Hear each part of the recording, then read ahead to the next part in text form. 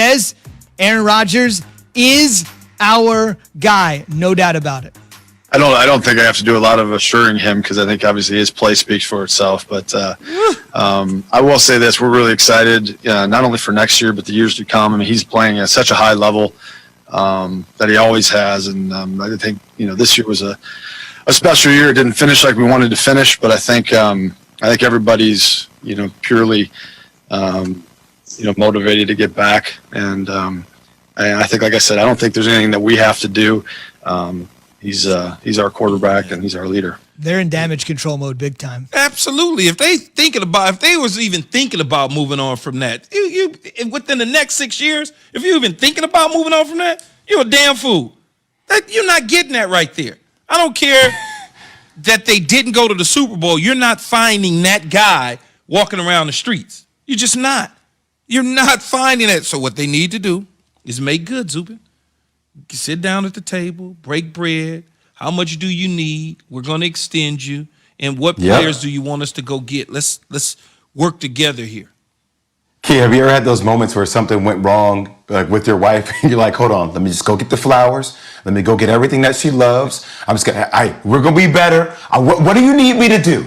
What do you need me to do to make this relationship better? Whatever it is you need me to do. You want me to say please, please, please by James Brown? I'll sing to you. I'll do whatever you need to do to make us continue to go in the right path. I'm not telling you what my conversations are when. Jeez, I didn't mean it was being sarcastic. Jeez. I think the other thing too is if you give them more money, it's not even like a saving face mechanism, because when you have a quarterback that's unhappy, that is probably, as crazy as it sounds in the world of sports, underpaid for what he does. If you were to just say, hey, we want to extend you, the love thing is the love thing. But if you just go out and say, listen, we're going to give you more money, that's because you've earned it, back-to-back NFC Championship game appearances. They can appease and mollify him, which obviously part of this is probably squeezing out an extra few bucks. We get it. But they can do it under the auspices of, the guy's earned it. What word did you just use again? Which one? You said, what? Oh, under the... You said octopus? What was that? Under the assumption, yes. Right? Under the assumption that you've earned this money. So it's not like we're giving this to you to sort of extend an olive branch or anything like that. You've taken us to the brink of the Super Bowl with a head coach that's never been a head coach. In each of his first 2 years, you've earned the money. I don't think people will buy that, but they could reasonably go to Aaron and say, all right, bro, you've outperformed it. You've earned it. Yeah, but however they need to get there to close that gap, extend that olive branch, whatever it is, they need to do it, Zubin. I don't care what it is. Make him the highest paid quarterback in NFL history by a landslide, extend him out, and then help him bring some players there, Zubin, so that they can go on and try and win another Super Bowl. Wait, you're paying him more than Patrick Mahomes? Absolutely. By landslide? Absolutely. By landslide? Absolutely. Real money, not funny money. Okay. Speaking of in a landslide, one former Patriot teammate said it was all Tom. And he was so, he was really descriptive about the agony he went through at Michigan, having to sit and wait his turn. And then, when he finally got a chance to play his last 2 years, he was always looking over his shoulder at Drew Henson. And I just think that, kind of hardened his resolve. And it strengthens his commitment. I know you guys have talked a lot about Tom's commitment. And he's just such an intense studier. His teammates love playing with him. He's just special. He's just a special player. And I know there are a lot of people out there who are tired of Brady. But, I look at it like this. I think, football fans just in general really need to embrace what's going on here. He's 43 years old, and he's playing in his 10th Super Bowl. Michael Jordan was 36 when he won his 6th championship, or 35. And, this guy is eight years older and still playing at an incredibly high level. I just think we're not going to see anything like this again in maybe our lifetime. That would be true. I'm never sick and tired of watching people win, Gary.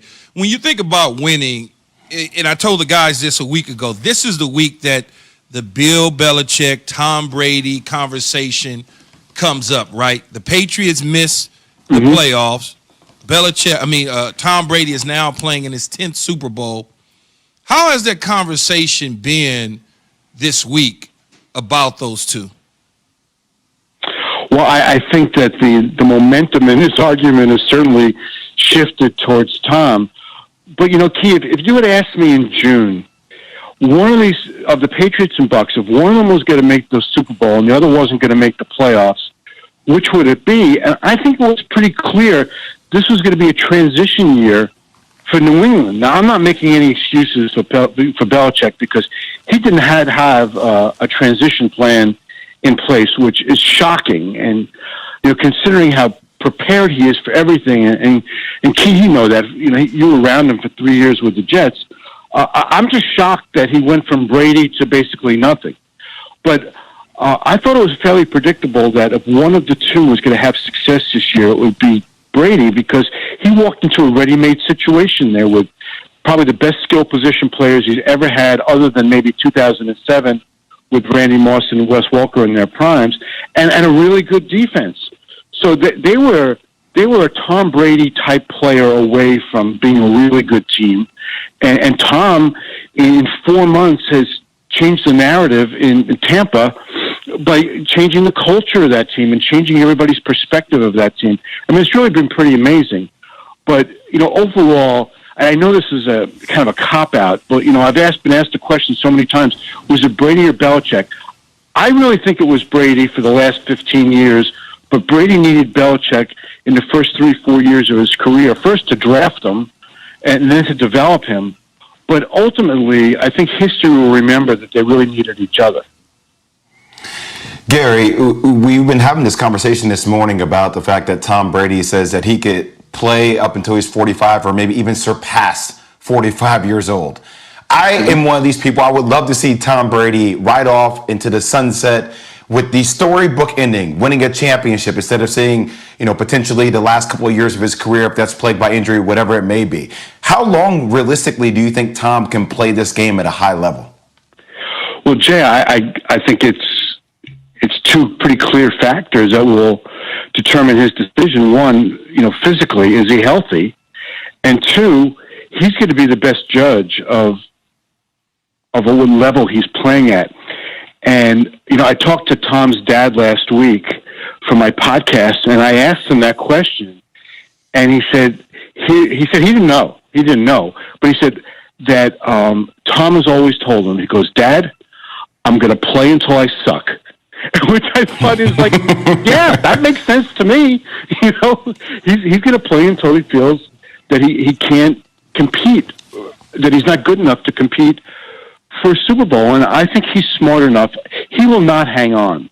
I'm convinced of that. Now, he might start off the season and realize by Thanksgiving he just can't do it anymore. But I don't think he'll ever go into a season thinking, I'm squeezing one more year out of my career, but I'm not really up for it. I don't think he'll put himself in a position ever that he'll embarrass himself. And, based on what we've seen this year, the end isn't anywhere close. And I don't think there's any chance whatsoever, especially after what he said yesterday, but I thought this beforehand. There's no chance, win or lose, that he's retiring after Sunday's game and walking off like John Elway did. That's just not happening. So considering this Super Bowl is the GOAT versus the baby GOAT, we have our poll question, which I think is really interesting, Gary. What would be more impressive, Brady winning 2 Super Bowls after 40 or Mahomes winning 2 before he turns 26 years old? Wow. I would have to say winning 2 after 40. Because it's unheard of for a player at this age, especially in such a physically demanding sport, to be playing at such a high level at this age. And Patrick Mahomes is great. And if there's anybody who's playing now or that we can see coming up through college who might be great in the NFL, but if there's any quarterback who has a chance to duplicate what Brady has done, it's Mahomes. But, even if Patrick wins Sunday, he's still got a long way to go. And other quarterbacks, I think Tom probably wasn't much older than Patrick when he won his second. I don't think there'll ever be another quarterback that has a chance to win 2 Super Bowls after the age of 40. He's been in more Super Bowl. He's been in 3 Super Bowls now after the age of 40, which is as many as Dan Marino, Aaron Rodgers, and Drew Brees combined played in their entire career. Think about that. 3